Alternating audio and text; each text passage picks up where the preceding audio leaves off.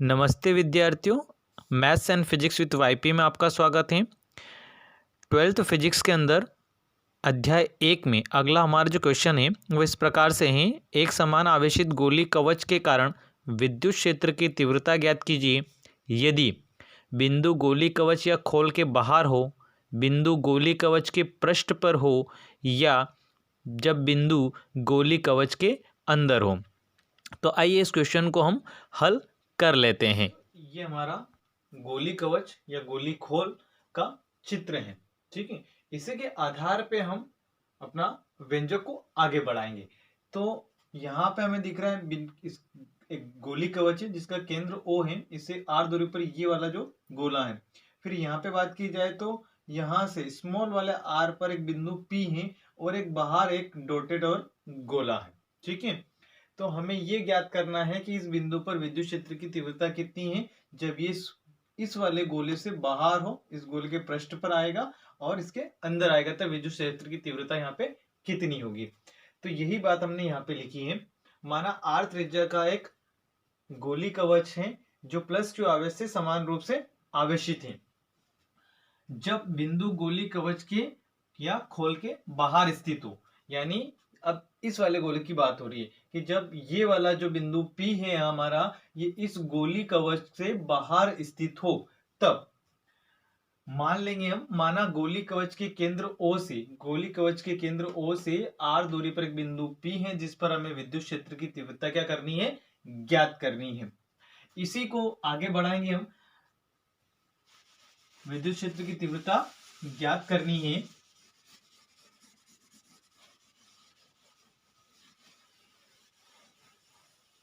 इसको हम जब आगे बढ़ाएंगे तो हम लिखेंगे O को केंद्र मान, R को त्रिज्या मान, O को केंद्र मान, स्मॉल r को त्रिज्या मान, एक गोला खींचा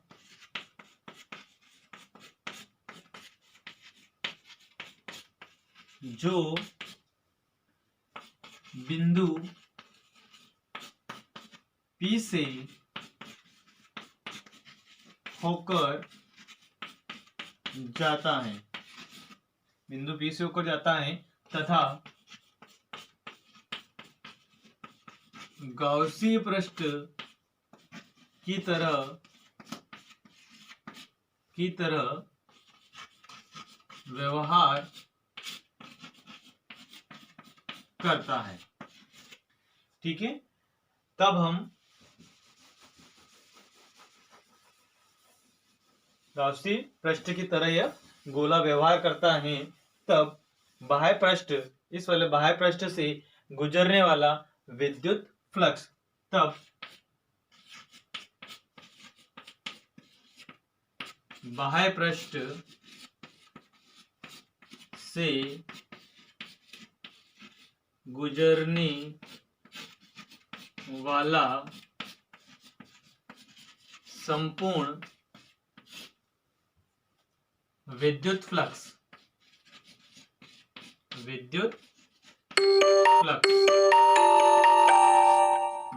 की हम बात करेंगे तो विद्युत फ्लक्स हो जाएगा आपका फाई ई से रिप्रेजेंट करते हैं। फाई ई बराबर, क्योंकि बंद पृष्ठ है और संपूर्ण की बात करें तो समाकलन E vector dot ds vector. जब यहां से हम डॉट हटाते हैं तो इसके साथ एक घटक जुड़ जाता है cos थीटा। इसको हम आगे बढ़ाते हैं।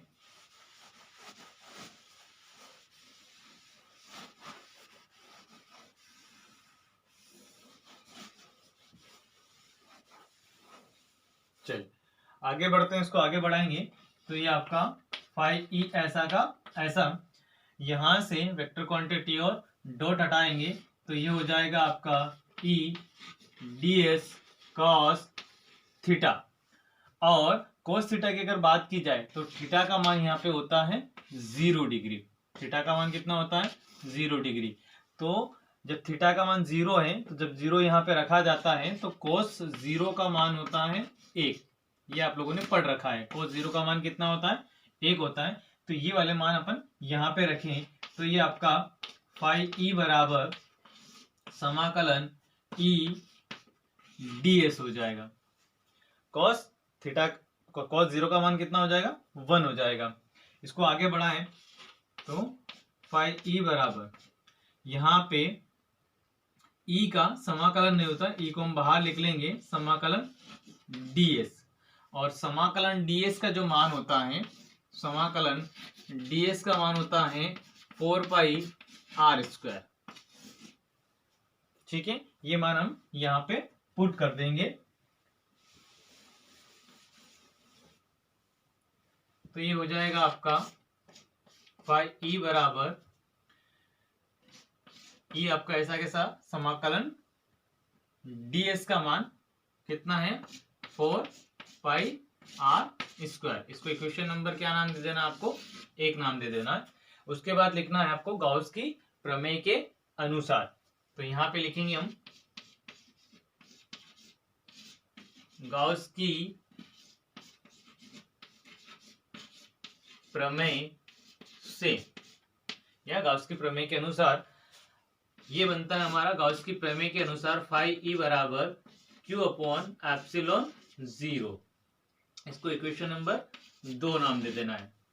अब हम यहाँ पे देखें तो ये भी आपका जो विद्युत फ्लक्स है, ये भी विद्युत फ्लक्स है, दोनों विद्युत फ्लक्स हैं। तो ये दोनों इक्वेशन आपस में क्या हो जाएंगे, बराबर हो जाएंगे।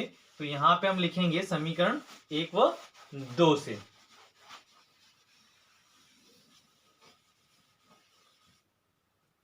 यहां पे लिखेंगे हम समीकरण 1 व 2 से। समीकरण 1 व 2 से तो ये वाले मान और ये वाले मान आपस में क्या हो जाएंगे, बराबर हो जाएंगे। तो ये हो जाएगा ई 4 पाई आर स्क्वायर बराबर क्यू अपॉन एप्सिलॉन 0।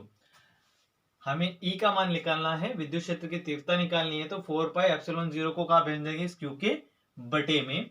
तो ये बनेगा आपका ई बराबर Q0 4 pi are square epsilon 0।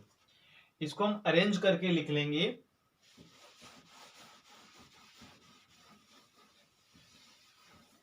तो ये बनेगा आपका ई बराबर 1 बटा 4 पाई एप्सिलॉन 0 और Q बटा आर स्क्वायर।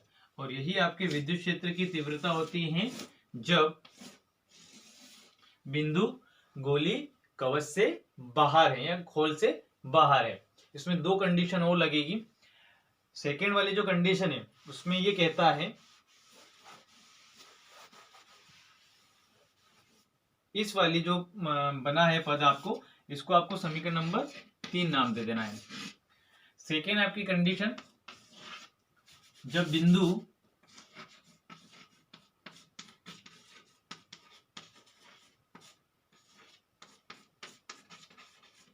गोलीय खोल के पृष्ठ पर स्थित हो। तो देखिए, जब ये वाला जो बिंदु है, जब इस गोली पृष्ठ के खोल पर स्थित होगा तब हमारी और इसकी जो दूरी है वो कितनी हो जाएगी, कैपिटल आर हो जाएगी। तो स्मॉल आर की जगह हम क्या लिखेंगे, कैपिटल आर। तो यहां पे लिखेंगे हम समीकरण 3 से।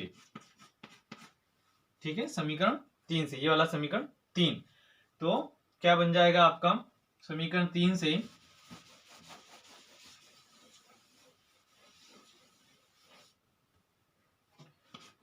ई बराबर 1 बटा 4 पाई एप्सिलॉन 0 क्यू बटे स्मॉल आर की जगह में क्या लिखना है, कैपिटल आर।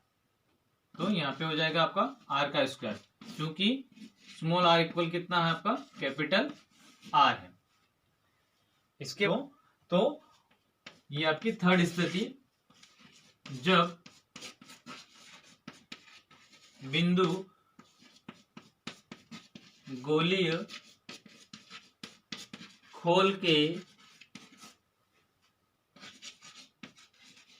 अंदर स्थित हो।